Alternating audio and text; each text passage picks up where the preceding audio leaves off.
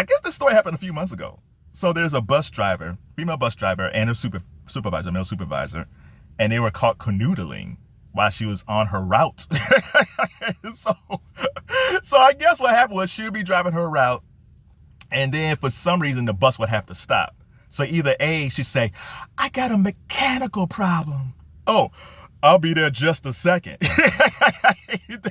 He would go there, the bus would sit there, and they would go off someplace. Or she'd be driving her route, she'll stop the bus running, and they go off someplace. But in the meantime, people who are waiting for the bus are kind of like, wait, it's like 15 minutes, where's that bus? I don't understand this. You're driving a bus. You know there's a set schedule. You know there's cameras on the bus that can also catch you. Back in the 90s, you could do all this stuff.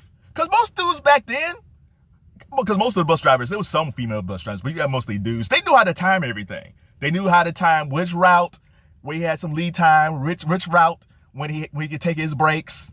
I don't see nothing wrong. Lift a little bus and drive. And those guys in the 90s understood. You probably could have done this maybe in early 2000s. But once they put more cameras on the buses, and once they started paying more attention to your driving and your routes, they can follow you everywhere. What is going on? We got that judge in Atlanta having relations with some cop in the chambers. Order in the court. Order in the court. What is happening? I don't say nothing wrong.